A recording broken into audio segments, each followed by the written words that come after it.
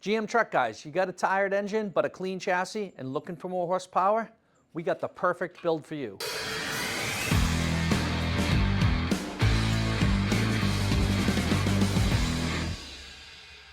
This is our Golen Engine 370 cubic inch LY6.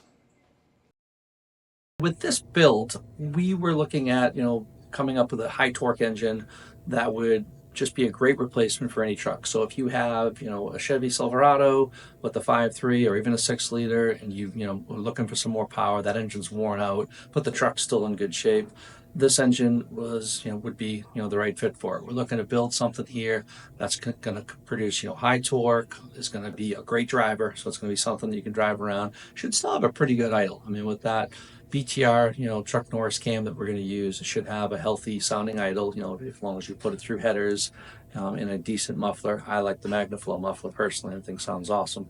And this engine, should make, the torque that you're looking for.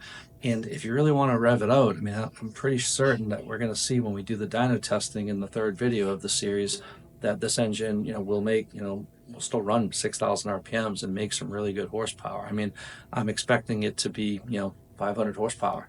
I'm not really sure what the torque is. I'm not going to make a guess on that, but with that truck intake that we're going to run, which is really the same intake that you'd have in the truck stock, real high with the long runners, that should promote a lot of torque on the cylinder head.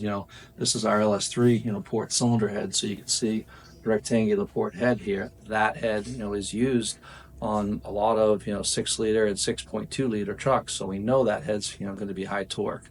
We're going to use the CNC ported version of this just because that's what I want to do, and I feel that that's going to just promote a ton of torque. I don't know what the number's going to be, so we're going to find out. This is the first time we've used the Chuck Norris camshaft there, or Truck Norris, I should say, and so that it's going to be interesting to see, and then from there, I think it would be really interesting to see, a customer bolt this in and give us some feedback on it, maybe some chassis dyno numbers or some, hey, I towed my boat or towed a trailer with it, and that would really be interesting to me to see. So we're going to go through the build now. I'll start showing you guys all the highlights of machine work, assembly, and so let's get after it.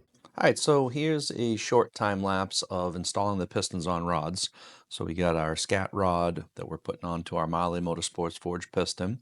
Then we're going to go through and gap the rings, so setting all the ring gaps, and then installing the rings onto the piston. All right, so the first thing we're going to do on this build is we have our block all machined, washed, bearings are in it, cam bearings are in it, is install the cam. And with this truck build, we're using BTR's Truck Norris cam. This has been a super popular cam in the truck crowd. It works really well. We're excited to see what type of horsepower and torque it makes. Specs on this: duration at 50, 212 on the intake, and 225 on the exhaust. Got a 550 lift on both sides on a 106 LSA. So it still should have a pretty cool sound and idle.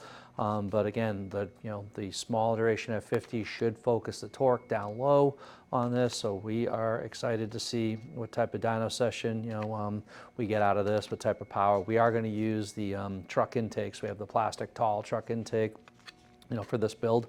So yeah, so that's next. So let's get this camshaft installed, then we're going to go through all the crank and rods. Here we want to be real careful installing the camshaft so we don't nick any bearings. We also make sure that all the journals are lubricated up really well. At this point, we don't really lubricate the the actual cam lobe itself, but just the journals, and then afterwards, once the cam's in, we'll spin it and lubricate them. All right, so on this build, it's a 370 cubic inch, so obviously stock stroke. In this case, we're using a brand new GM crank. I don't like using any used crankshafts with these. We want to start off with a brand new piece. So this is it. This crank will handle a ton of power, so there's no issues of this not being strong enough to handle the power. And yeah, so let's get this thing in the block so we can get this build going.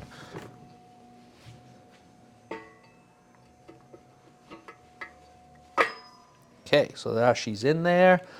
Everything rotates nice, and we get the caps on. So we got the king bearings in here, which we're really partial to, and yeah, and then we just use a stock main bolt with this particular setup. So in this case, the stock main bolt, is strong enough to be able to handle the power that this is going to put out. So no real need to go spending a bunch of money on ARP main studs.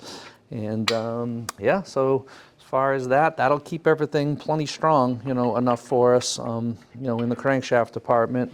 And next we'll go into pistons and rods, for the assembly. All right, so we got the main line all torqued up, so we're ready to go there. Next we're gonna go through, we're gonna torque up this cam, and let's line everything up so we know she's all lined up dot to dot. So we got everything torqued. These are all torqued at about 25 foot-pounds with the red Loctite. Notice that we got a 58X reluctor wheel here, and we have the 4X bump outs here, which means we're gonna be matching up with the 58X. We'll line this up so we know everything's dot to dot, and we're good to go. So now that's all degreed in. We will add our buffer into here shortly, but next we wanted to talk about the piston and rod combo. So no real need for this particular engine to go into, like the Calais H-beam rod, like you see us use on the supercharger engine.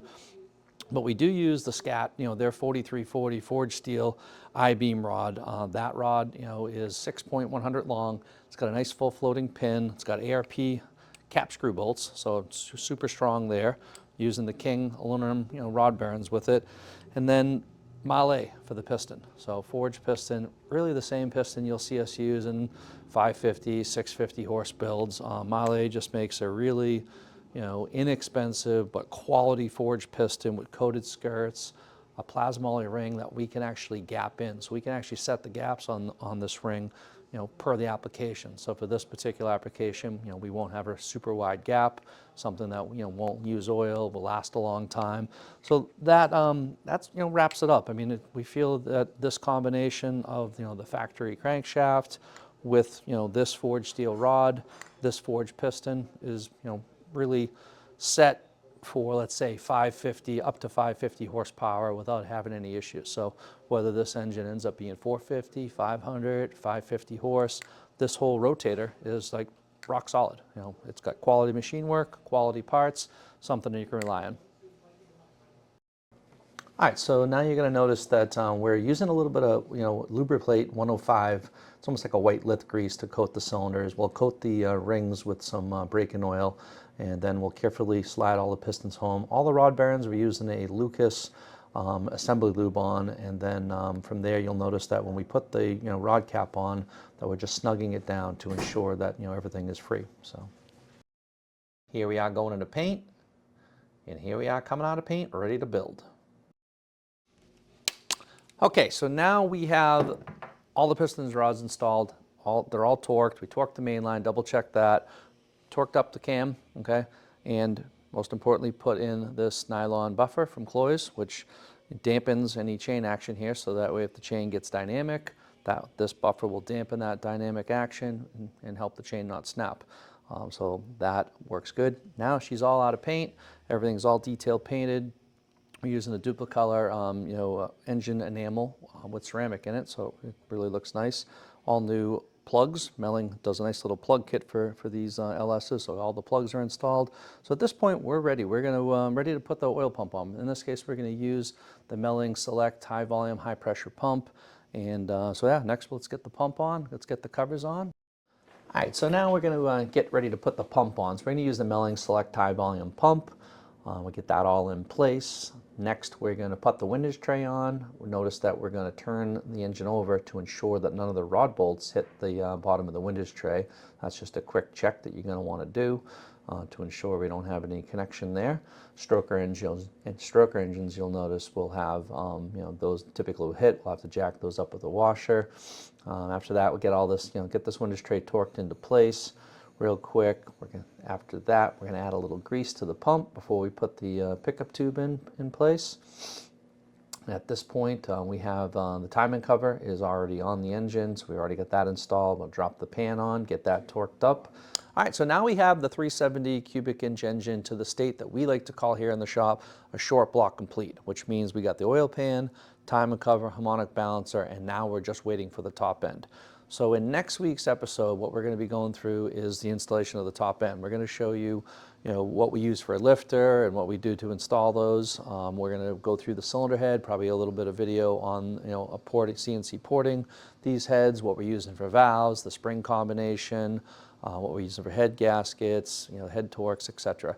all the way right down to the point where this engine is ready for us to go down and test on the dyno. We'll have that GM intake with the injectors, going through all that all that information, and then from there we'll roll it down, get it on the dyno, and do the final installment with all the testing and all the comparisons between a few different intakes, some different tuning and timing related parts. So yeah, so we'll look forward to seeing you guys next week for the top end.